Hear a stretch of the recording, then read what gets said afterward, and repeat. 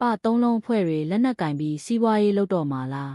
အခုနောက်ပိုင်းမှာတော့လုပ်ငန်းရှင်ကြီးတွေကငွေကြေးအင်အားသုံးပြီးမြို့နယ်ပသုံးလုံးဖွဲ့တွေနဲ့ပူးပေါင်းကဝါပိုးလေးရွှေလုပ်ကွက်ကိုလက်ဝက်ကြီးအုပ်ရန်လေလံစနစ်ကိုအသက်သွင်းဖို့စီစဉ်ခဲ့ကြတာပဲဖြစ်ပါတယ်။ပိုက်ဆံရှိတဲ့လူတစုကမြို့နယ်ပသုံးလုံးတွေနဲ့ပူးပေါင်းပြီးတော့လေလံဆွဲကြတယ်။အဲ့ဒီလိုလေလံဆွဲတာကိုဒေသခံတပိုင်တနိုင်တူးဖော်သူတွေကမကျေနပ်ဘူးတဦးတယောက်တည်းကိုလေလံချပေးတာကိုလက်မခံကြဘူး။ဟိုးရင်စစ်အစိုးရလှုပ်တလို့ပေါ့။ပိုက်ဆံရှိတဲ့တရုတ်တွေကိုချပေးလိုက်တော့အဲ့ဒီဒေသမှာသူတို့ဖော်ထားတဲ့အင်းကိုသူတို့ကအလုတ်သမားအဖြစ်နေစာအဖြစ်နဲ့ပြန်လုပ်ရမှာကိုကြောက်နေတာ